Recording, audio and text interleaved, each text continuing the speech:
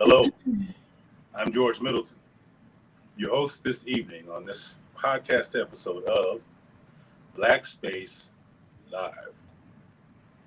For the topic of our discussion today, we are going to examine the Great Replacement Theory.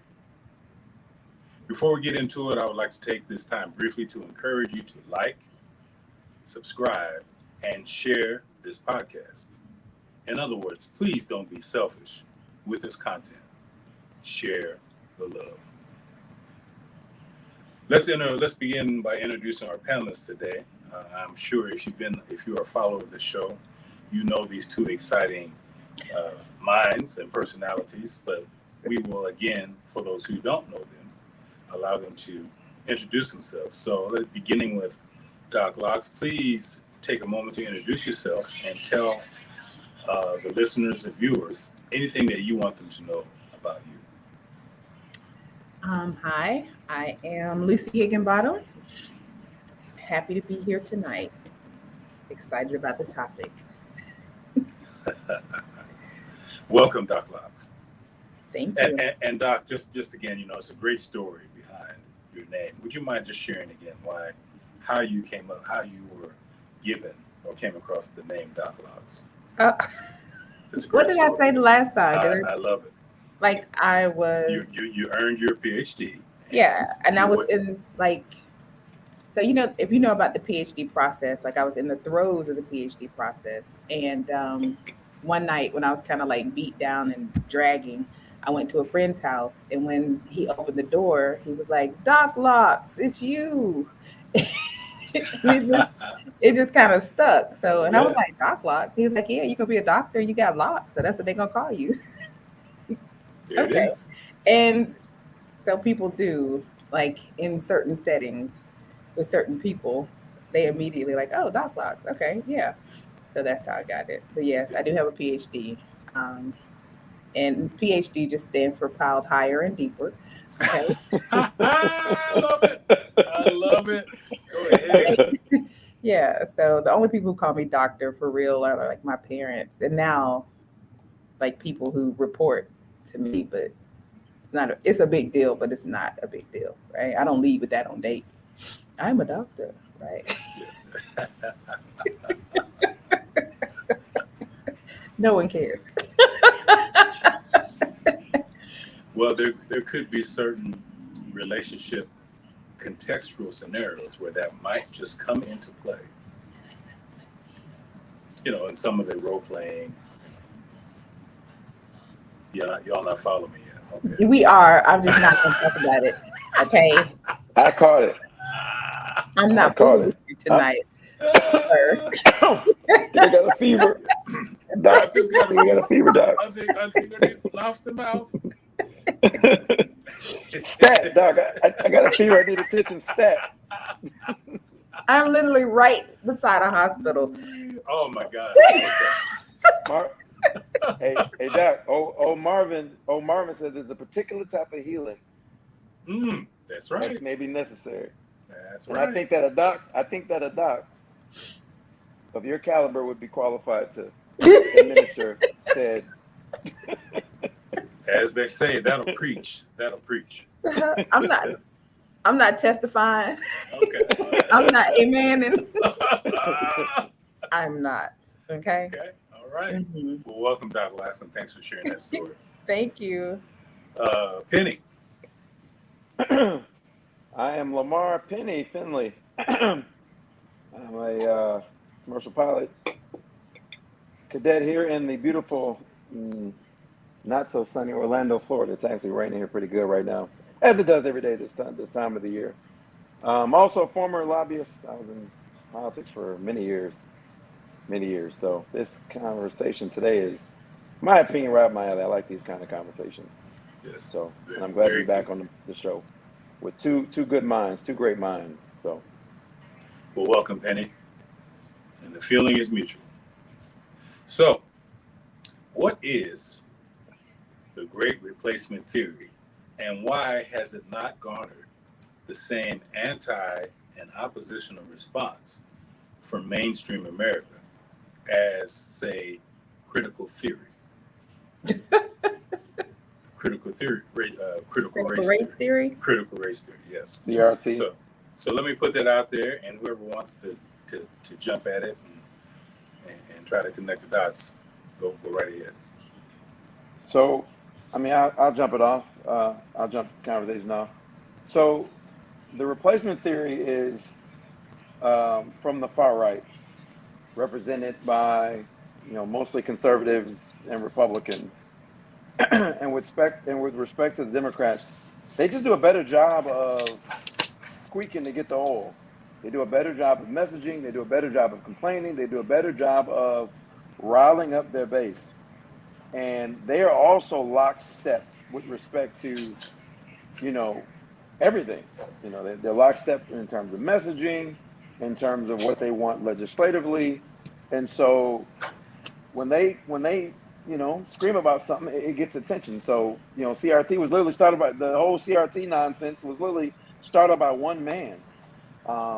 If you look at, and it spread quickly, and it went from him testifying at I think it was like a school board committee hearing, to Fox News parroting on their network, to the talk radio circuits, to legislation, and it moved quickly. And he even said it. Whereas the Dems don't do a good job of messaging and complaining about things. They over-explain, they oversimplify, and they're just terrible at messaging. And because this is coming from the right, like, for example, look at the January 6th hearings. They're not even making a good case there, and we had folks in this country trying to literally overthrow the government, and they're stuck in that message in that. So, with respect to this, they're just not good at messaging, and so that's why it's not hit mainstream media. That's why it's not being talked about that much, because the left just sucks at messaging. They're terrible at it. That's a secondary question. I've been noticing the difference, and it's becoming more of a talking point now, that the difference between how the Conservatives Party communicates versus how the Democrat Party communicates. And I find it hard to believe that political professionals on either side, and in general, and the Democrats in specific, don't understand that they're very non-competitive in their style of messaging. Certainly, they know better. I just can't believe that they don't understand how effective the tactics that their competition is using is. Can I jump in? Yes, please. Okay, so the initial question is why isn't it mainstream? And I think it is mainstream. I think because we are people of color, don't belong in those pockets, we don't hear it, right? I don't know if you all listen to Fox News, but I do not. And they talk about it on Fox News. Currently, I had to relocate to a different part of America. And I know that I work with people who believe this. Very nice people. But the fact that I am here and in the role that I'm in sets off alarms for them, because I am Black, I am a woman, and I am single, and I am far better educated than 90% of the people who live around me. Okay. So when they see me, they're like, oh, she took our job, when they were never qualified for the job in the first place. So I do think it's not our mainstream, but I do think it is mainstream in the pockets that we aren't in, if that makes sense. Critical race theory, if you really understand what it is, and most people don't, the right has taken critical race theory, has spinned it, and made it something else that it totally is not. And people who listen to Fox News have a belief that that's what it is because they believe Tucker Carlson and those people over there. So yeah, I think it is mainstream. I think it's very dangerous because anything that they are threatened by, they kill. Okay. Um, make no mistake about it. And I have said on several occasions since, exploring this adventure that if I were to knock on a door at 9 o'clock when the sun is down, I would be met with a gun by the same people who are very kind to me during the day. Because at 9 o'clock at night, I am a threat, right? Like a real threat because I'm at their house, armed or not, but they don't know me. Um, so that's why I think it's very mainstream. Just like when he was talking about January 6th, we didn't know about it, but they did, Mhm. right? We knew something was going to happen, but we didn't know what, right? So I think they are very good at covert messaging.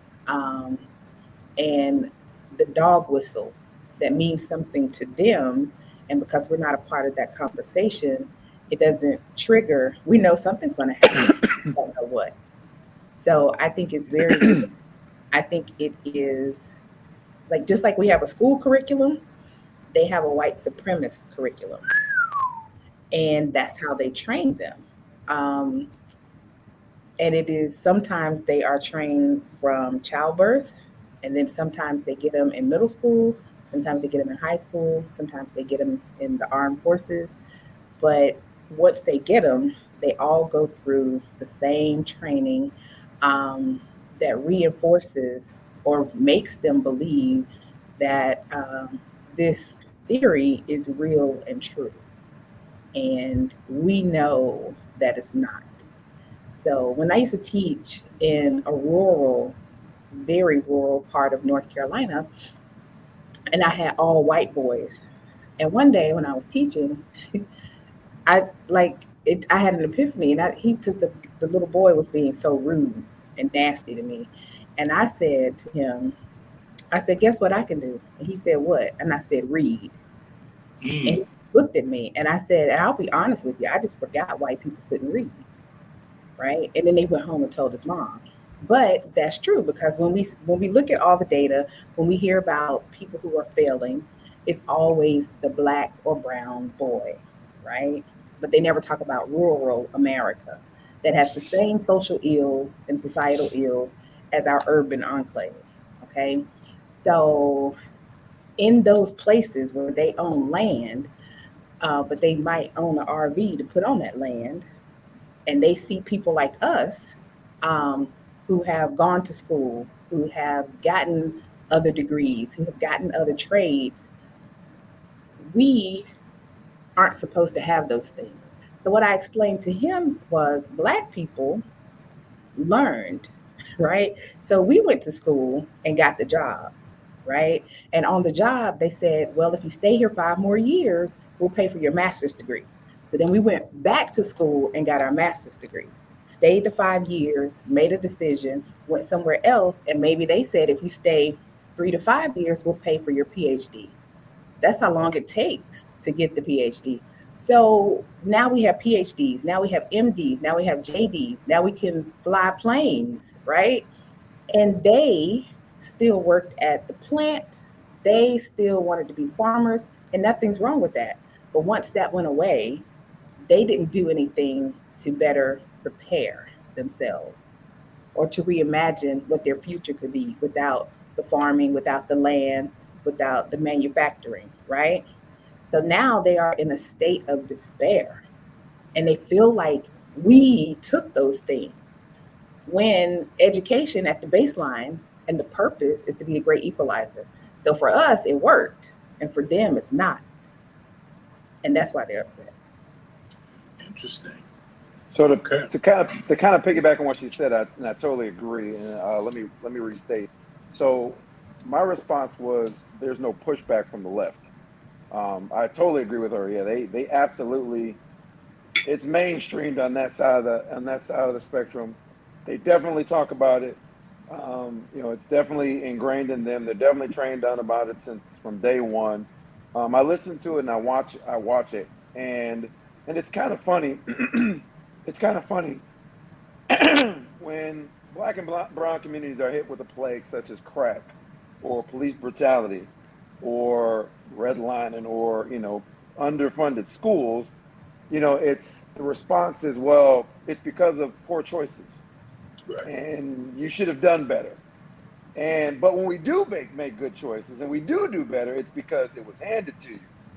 And, does that make sense? Of course. Of course. The bad that happened to me is because of poor choices. But when good things happen to me, it's because it was given to me. Whereas with them, when the bad happens to them, it's because the government is making way for us and giving to us what it should have given to them. But when they do well, it's a result of their good choices.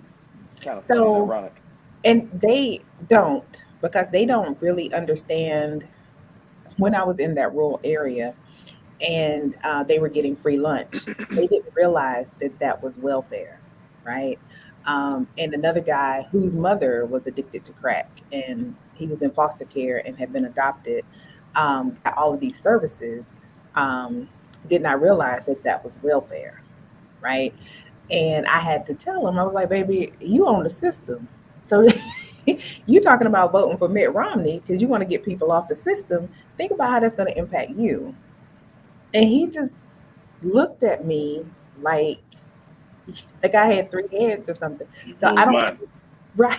So I don't think they have a full understanding of what the system is, how the system works, and how they're benefiting from the system. Your example reminds me of it was a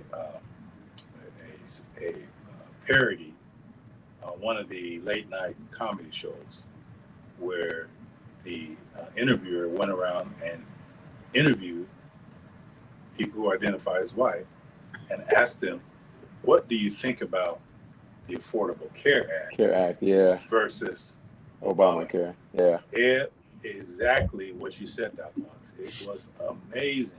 I remember that. Yes. And it was hilarious. Mm-hmm. But Mm-hmm. George, that's messaging though, right? That's That's right. messaging. Mm-hmm. Just like Yes. so as a lobbyist, I would go to town hall meetings, right? And I would listen to voters talk about an issue. And I don't remember if I was in rural Wisconsin or rural Iowa, and we were having conversations about high-speed rail. And I think it was rural Iowa, high-speed rail. And I was talking about the economic benefits to, rail stations, how it works, and et cetera, and the jobs it's going to create. But it's economic development, and the connectivity to the larger cities gives you more opportunity, more economic development. And the pushback to this was there's going to be those people in Chicago are going to be coming here and committing crime. Now, mind you, Iowa and Chicago are not close together, but because Fox News and conservative radio makes it seem as if Chicago is a war zone. I've been to Chicago many times. I'm sure you all have too. It's mainly concentrated in one part of the city. There's parts of Chicago where they don't even lock the doors. They don't lock the doors at night. But because of the messaging that Chicago is so dangerous, and because of the misinformation about, and not even just looking at the logic, the logic. So, and I said this. I said, so a criminal is going to bypass, excuse me, all the wealth and stores an opportunity in proximity to them where they live, and going to take a train to come all the way here to commit crime and then go where? All the way back? That doesn't make any sense. But they don't follow logic. It's being beat into them day by day by their politicians, by their radio people, by their their parents, their educators, even their pastors are beating the same message in them. And they're beginning to believe it. It's the gospel. It's their gospel, and it's unfortunate.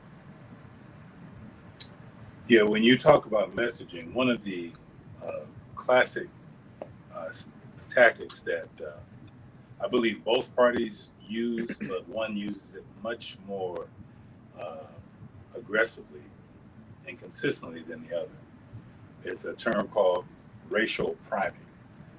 And I believe I asked you racial priming.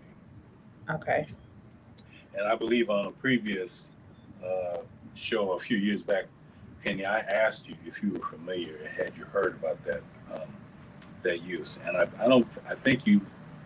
believe you said you were not familiar with that practice. No, I'm not. Yeah.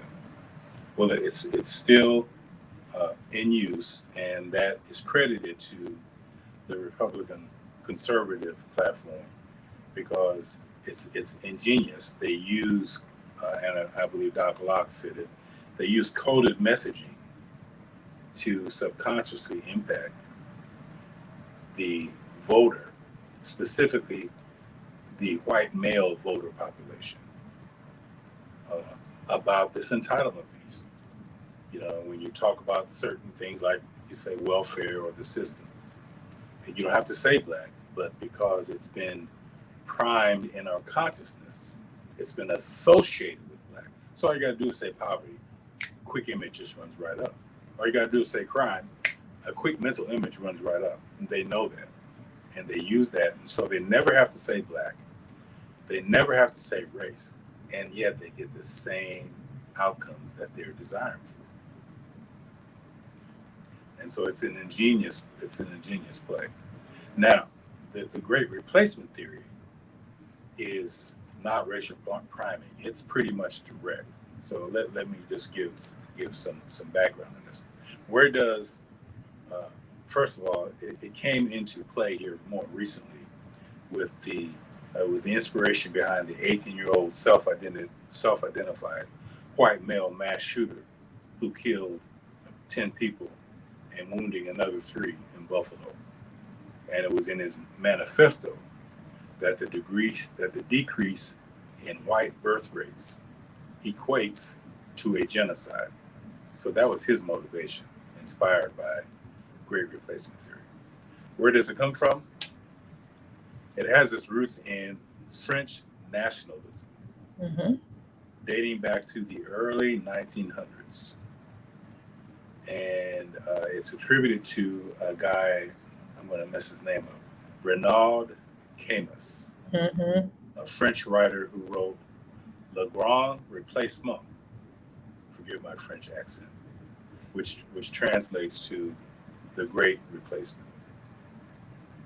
And its premise is that white supremacists blame Jewish people for non-white immigration to the United States. And so now it's associated with anti-Semitism as well. So it's got a long storied history and evolution, and it hasn't stopped. It's still evolving. Right. The core belief to the white supremacist movement is we must secure the existence of our people and a future for white children. I mean, that's pretty much, that's not coded. It's straight in your face. And as a result, there are several racially motivated attacks associated with this theory. 9 people killed at a South Carolina church in 2015. 11 people at a synagogue in Pennsylvania in 2018. 50 people shot and killed at a mosque in New Zealand in 2019, and the list goes on. We keep talking about gun control, and I think it's deeper than that. So when we look at these things, some of these happened during our lockdown and our pandemic, like deep or early in the days of the pandemic when we were at home with our families. I think if we paid a little more attention to mental health, some of these crises could be avoided, right? I also think if we paid attention to small town America, some of these crises could be avoided. When I think about the Great Replacement theory, I think about the people who listen to it and believe it. And when I was looking at the hearings, most of the people who were a part of the Oath Keepers and those other alt-right groups are from small towns. And in these small towns, they don't have anything. So a lot of things that we take for granted, like a Target in the town, they don't have. Maybe even 3 or 4 car washes, they don't have that. They don't have a really good library. They don't have good internet access. A lot of people where I am still have home phones because the broadband is so bad here. So if we paid attention to the infrastructure, um, then we might get better results. And I'm not sure, like, if they're just racist, then it's very difficult to change that mind and that heart. But if we just took better care of these very small towns and made sure that they had industry and that they had up to date practices and just the things that we take for granted, they would feel more a part of and maybe not felt like they were being left behind. But when I tell you there's not a Target within 20 miles of me right now, yeah. Yeah. So there's political reasons for that. So Target, a lot of the major corporations are associated with the left.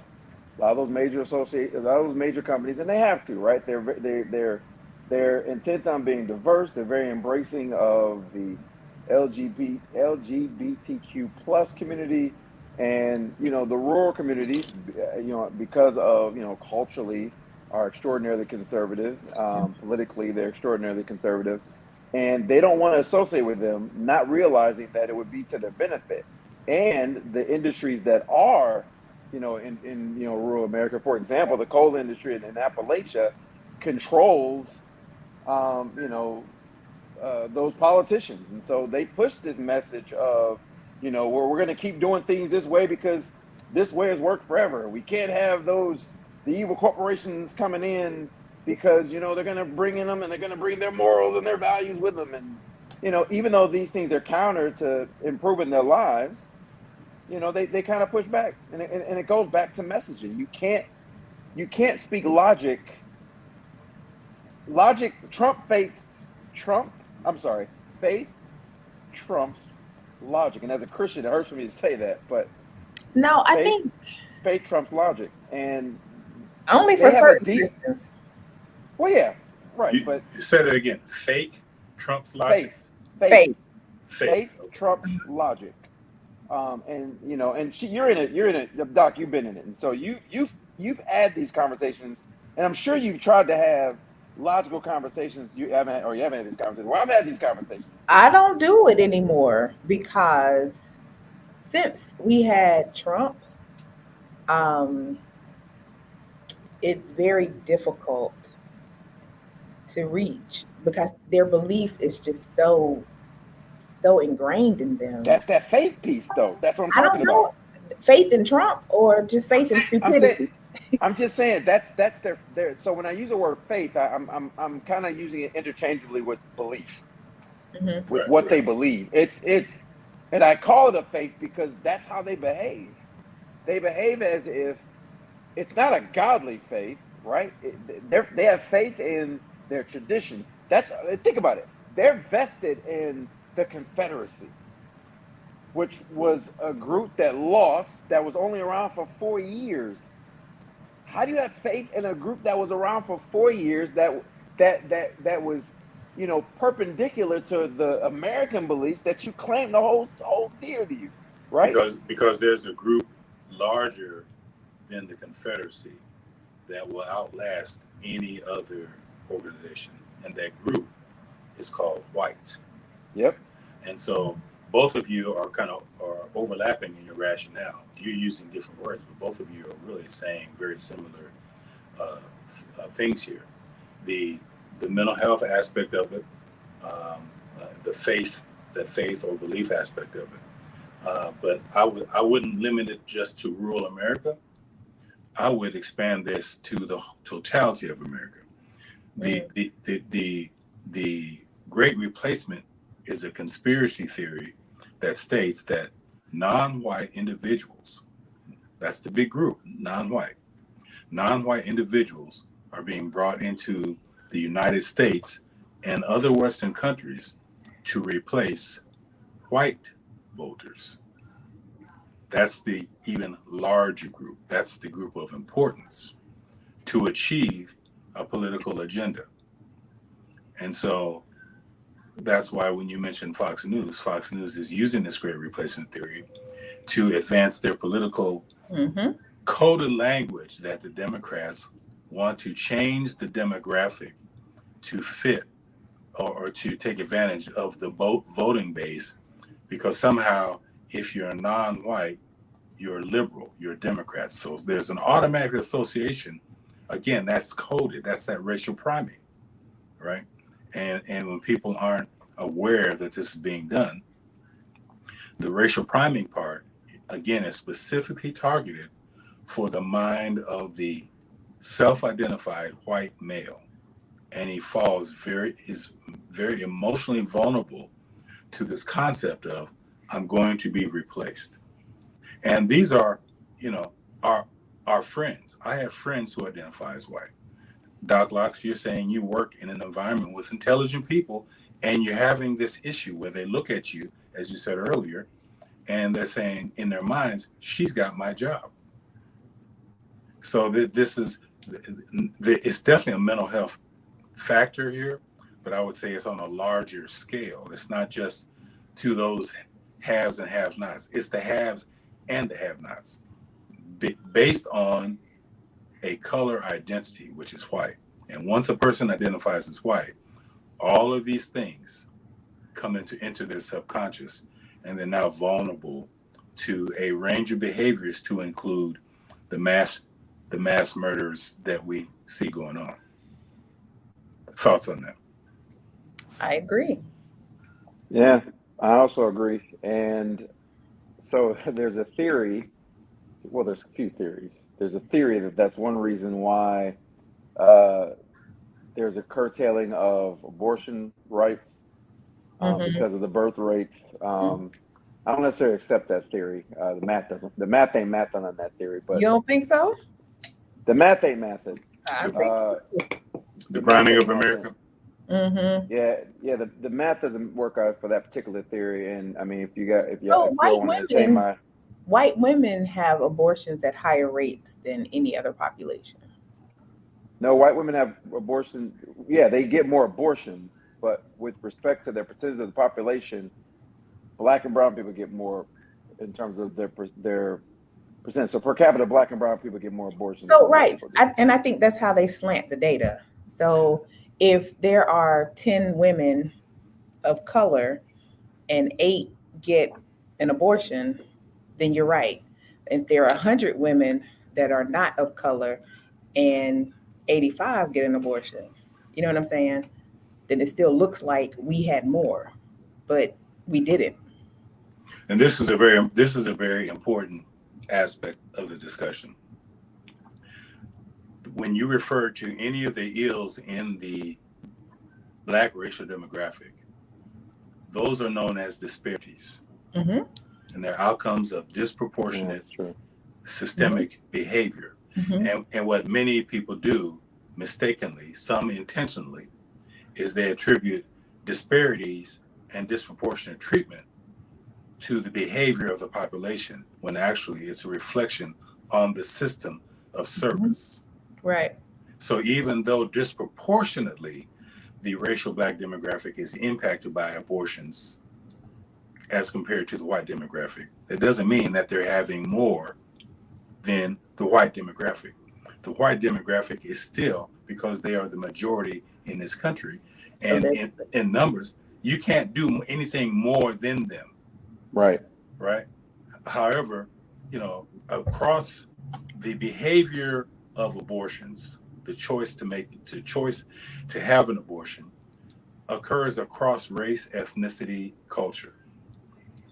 But when you see a pattern that's disproportionate, that now becomes a system issue. What's causing the disproportionate rates of abortion?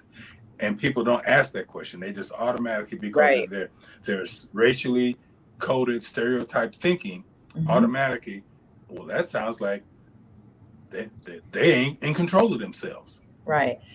And I would like to know which narrative is true, because we can't have the most abortions and we can't also be the people on welfare who are the welfare queens, because that math doesn't add up for me. Right. So if we're only 11 to 13% of the population, we can't be both. Can't do that. It's just not enough people. It's not enough women to support that theory. Right. So that's how I would like for people to approach data when they see it. Right. So, and a lot of people, so when I worked at another place in Virginia, we were looking at conduct behaviors, right? And they would say, cheating has gone up 3,000%. And I'm like, there's no way. So what they were doing was so if the three of us cheated 9 times, that was counted as 27 times, right? Which is not true, right? So what they were doing was like, so we had a baseline of maybe 15 people that got caught every year to 300 people that got caught. So even in that's not 3,000%, right? So they just took that narrative and ran with it, and it's wrong. So I think a lot of people don't understand data. They don't know, or maybe they do, and they just like to lie. But they like to create this whole narrative, and it's a Netflix special that debunks the myth of the crack mother and the welfare queen and all of that. And I worked with a guy in Virginia, and he was like, nope, that's just the message. They don't want people to feel bad about themselves. It was true. And they had gone in this documentary, they went through and they debunked every piece of it and explained why and how. Yes. So we just have to think about how these narratives are created before we go on to say we are more than, when it's not really possible. It's not possible. Yeah. Well, I know in terms of number, we're not more than. I was just saying that, and again, I don't, when I read data, I look at the source, because in politics, I've read studies that have said that, what water usage this is a real study, actually, I'm trying to paraphrase, water usage by corporations, the fact that we give water to Pepsi and Coke to sell to us. They're literally selling bottled water, tap water to you. I don't know if y'all do that, but the fact that we give them to that, the economic benefit far outweighs the fact that they're using the natural resource. That's what they're saying. Okay. The natural resource that you pay, what, for every 100 gallons, 5 cents, a nickel for every 100 gallons, and they're selling it to you literally with $2. For $20 a gallon. There's literally studies that say this, because they're trying to spin, the fact that they're bending you over, right? So I get that, but and I try to stay out of the abortion argument because it doesn't really apply to me. But I've always been asked for my opinion and my brain, and so the studies are pretty consistent with respect to the rate at which we have them versus whites. Now, white women definitely have way more abortions, and another the narrative that's put out there is that poor people have a lot of abortions. That's just simply not true. Poor people actually keep their kids. They have more kids. The higher you go up in the income, the less kids you're likely to have as a result of, obviously, I think, money. And then the more likely you are with respect to women, the more likely you are to have an abortion. And those studies are consistent, not just, of the companies here that do them, the nonprofits and for-profits, for abortion groups and against abortion groups, but it's also the same globally. So you know why they're consistent? Because they use each other's data. They I don't. trust me on that. They But that wouldn't make sense. That it wouldn't. But that wouldn't make sense that the data would be consistent with in the states as well as like other countries, even countries of color. That it wouldn't make sense. I don't talk about other countries because I'm not well versed on that. I know American data and statistics, and I know how nonprofits get their data. They buy it from other people, um, and they just use it blindly. So if I'm a nonprofit, once I get it, I just use it and re-explain it for my benefit, um, or detriment to the whatever I'm not liking. Um, and they don't disaggregate, they don't make it applicable to what they want or need, or they don't look at it from a lens that's strictly from their organization because it is borrowed data. Very few people have original data sets, very few organizations. So now the data discussion isn't a relevant one, and it's one that people use to throw off, to use to support their narrative rather than using it in an objective fashion. Mm-hmm. And as it refers to the great replacement theory, they use data to support that theory. Mm-hmm. So the damage really isn't in the data as much as it's in the belief, as Penny alluded to earlier. And this belief system is packaged in this concept called the great replacement theory. So here's the challenge. Are you familiar with a book by Tim Miller? It's a GOP tell-all titled "Why We Did It." I actually it's on my to read list.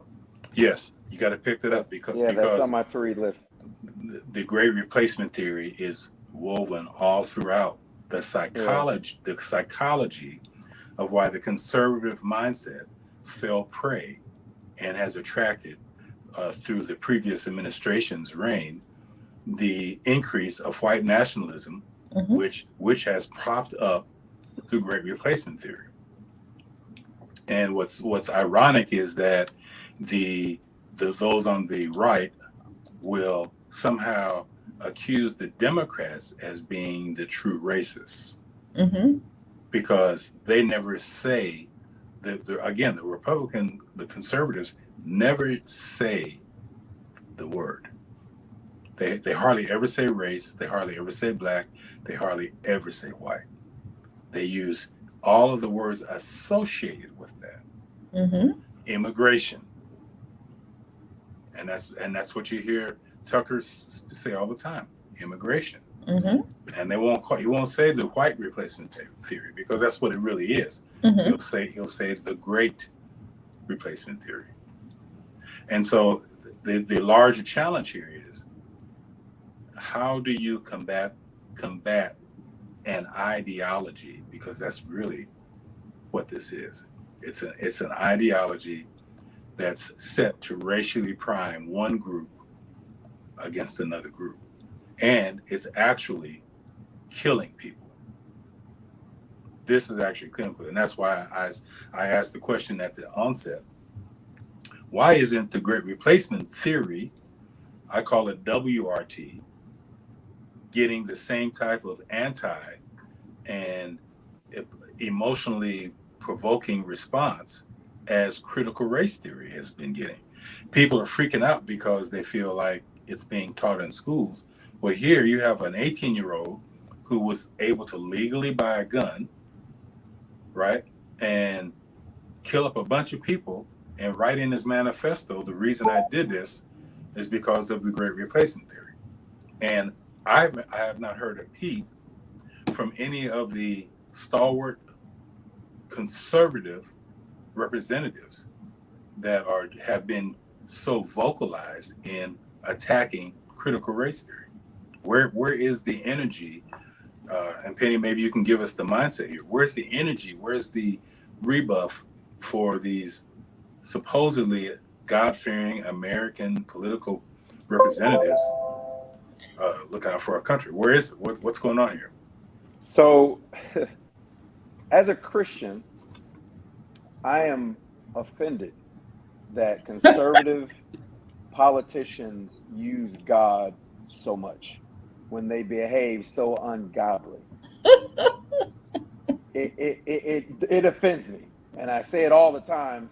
Stop, because God is supposed to rank first, and in that, if you are a Christian, you don't profess a faith in party or any of the party leaders, but Republicans have holidays and airports named after Reagan. They worshipped him up until the Trump era, and they literally worship Trump. There's a statue to this man. So with that said, they rank. That's why I said it's a faith. It's a faith.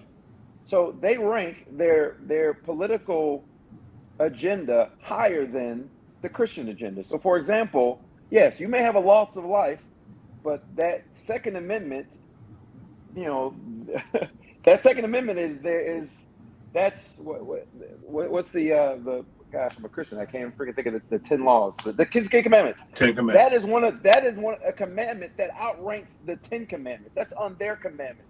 They push the 10 commandments to the side. Thou shalt not kill, because the Second Amendment ranks higher, right? That prayer in schools, right? It ranks higher.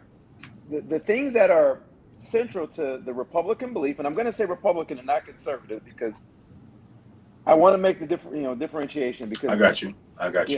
Yeah, it's Republican, and so those things outrank their so-called godly, and I don't want to say so-called, they're godly beliefs. I want to be humble. They're godly beliefs.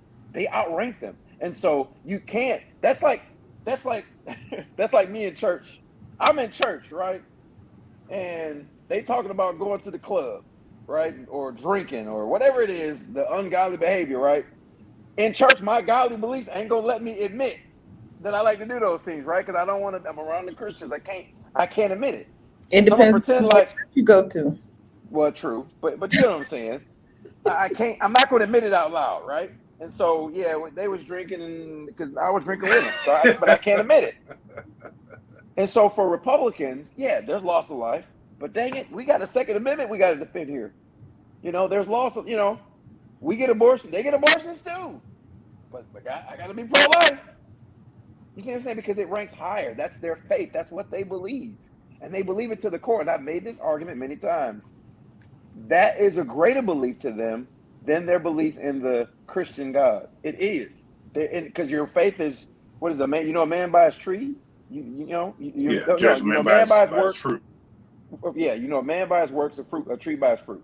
Yeah. And that's and their the fruit that they bear is that their Republican beliefs rank higher than their Christian beliefs. Than their Christian beliefs. Okay. Yeah. Doc Lotz, what say you? I think it's, again, embedded in their belief. So the way Black people go to church and Hispanic people go to church and white people go to church are very different, right? So whereas in the Black church, we're taught, what we're taught. I believe that in the white church, they teach the Second Amendment, but don't align it with murder, right? They do. Their focus is very Old Testament, especially in certain parts of the country.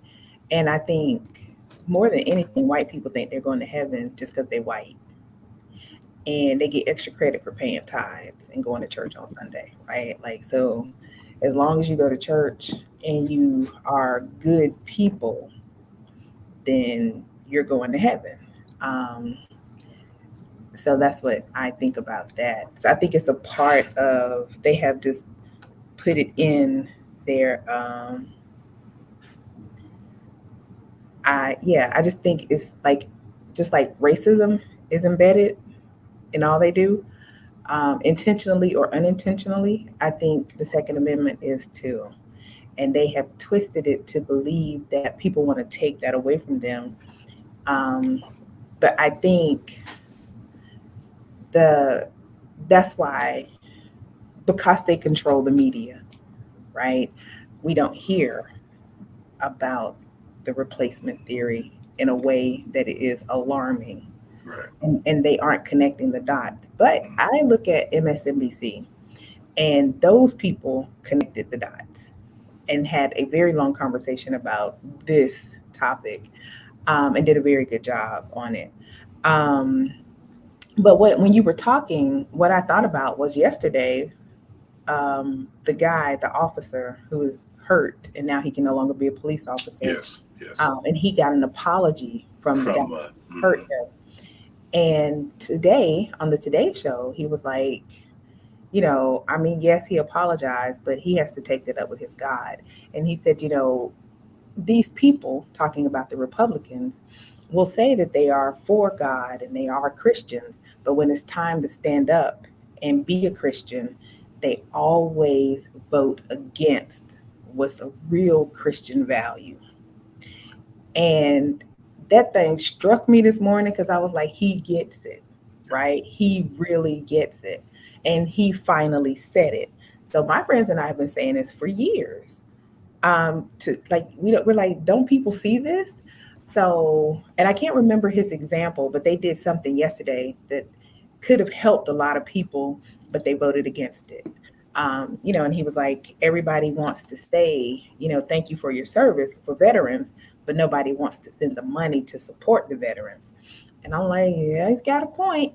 And, he just tied it all together very nicely. So I think, when I think about our media, right now, the only voice we have really is Roland Martin, who will just tell the unabashed truth. But he does it in a way that is almost comical. So it takes the threat away. And what I can't understand about us as a collective is why we can't have a Today Show that is full of Black faces like ours that are seriously talking about Black news issues and things that impact the Black and Brown communities, and then having intellectual conversation about strategies and resources and how to overcome whatever our societal and social ills are.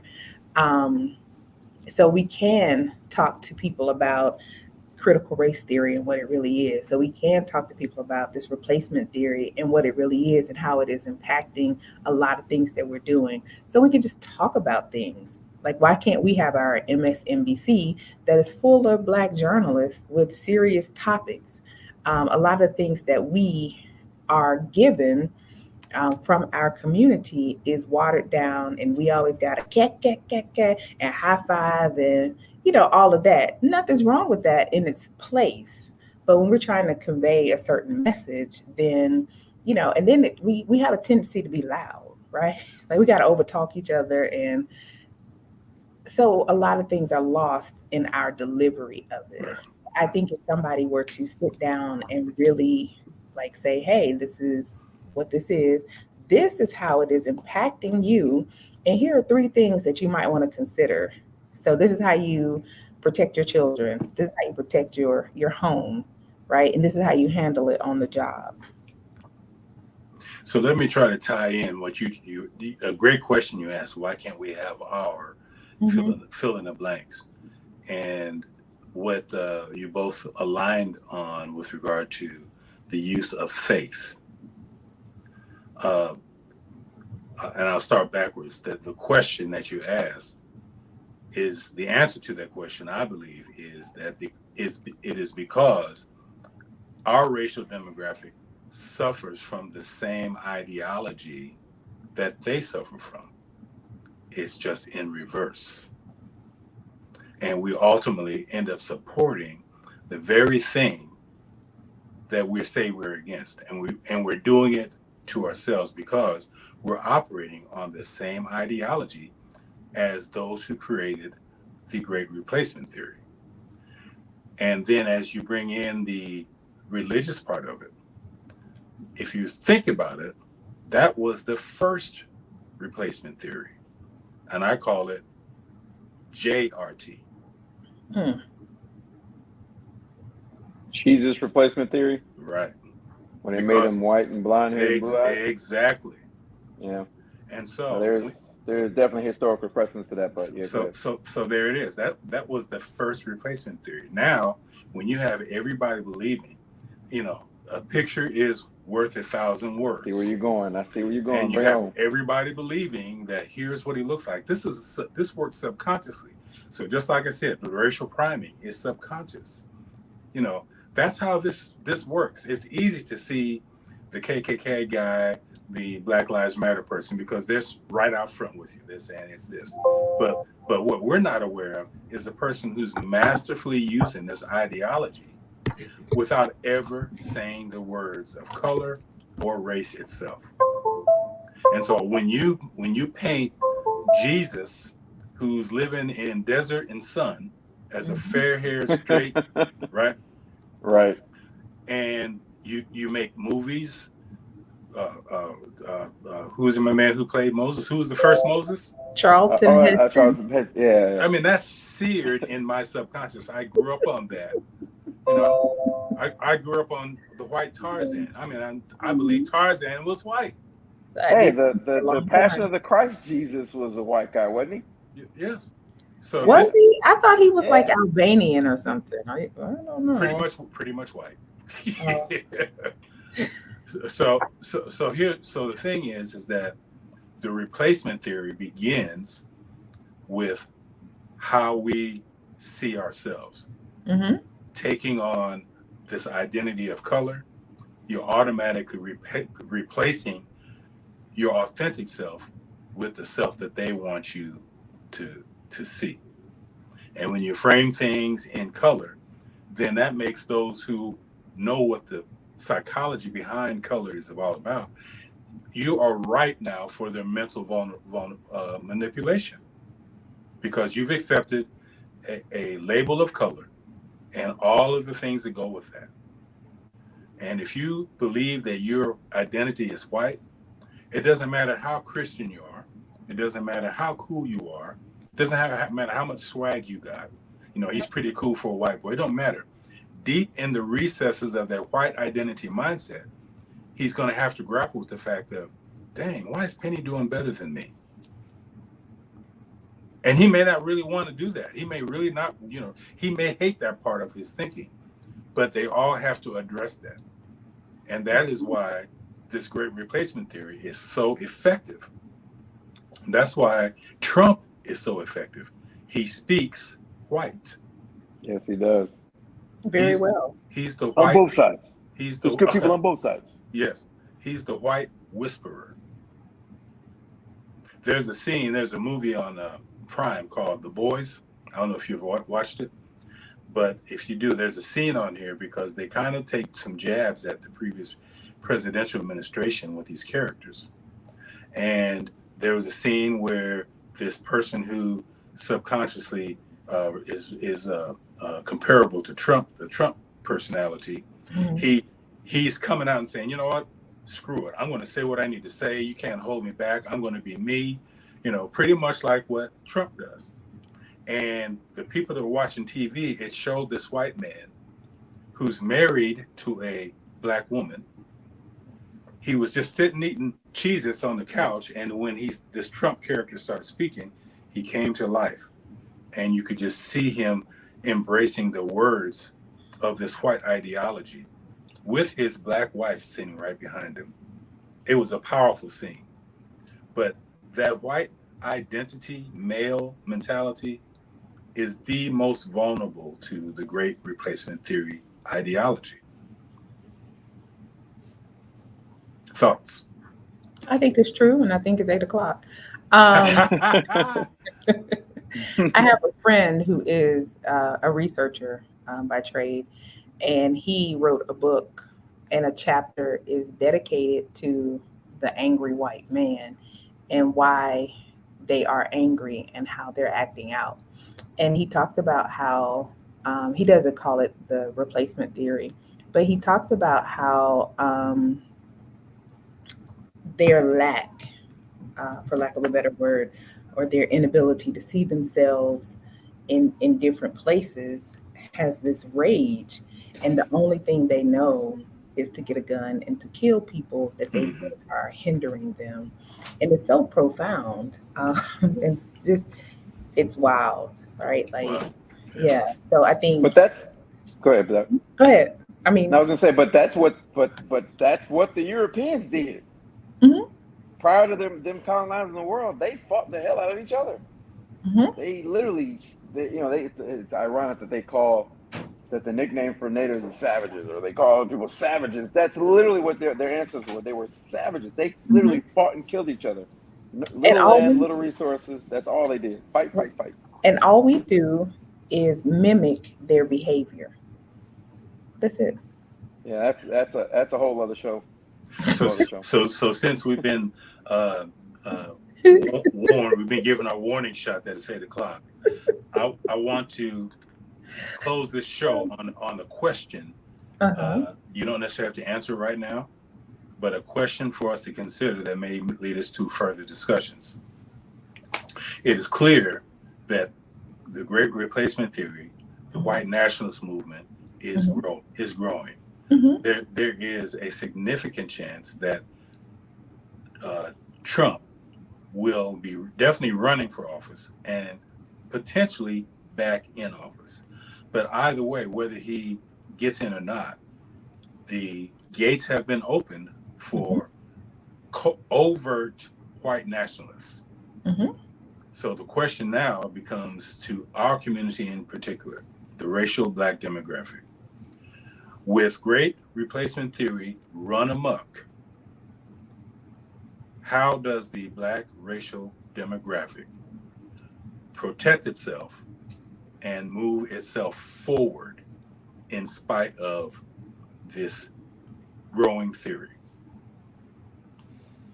Whew. Get This goes back guns. to another. This goes back to a conversation we had about the alphas. We are vulnerable. Mm. We are extraordinarily vulnerable, and our women are vulnerable because they're in positions out front and they're not protected. Our children are vulnerable because there's not enough pillars, being men, in the communities providing the structure or the protection. And so we're extraordinarily vulnerable. I say we're the most vulnerable. The Latinas aren't vulnerable because, for most part, their families and that structure is still intact. Yes. But we're extraordinarily vulnerable, and of course, there's theories as to why we're more vulnerable than others, and that there's a deliberate dissection of our community because we're so powerful. And I do buy into that theory. We're the biggest threat on the block, so we got to keep them. We got to keep Okay, it's the 8:04. attack on us. But yeah, we can dig into another show. Definitely digging into that to another show. Last words, Doc Locke? We need to get armed.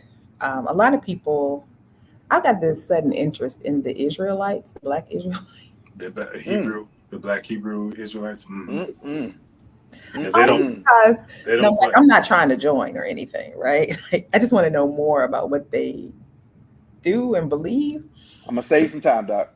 They're the It's black after 8 Christian o'clock version now. of. It's simple. It's simple. No, it's real simple. No, the black let me Christian finish version my of Nation thought. of Islam. Let me finish my thought.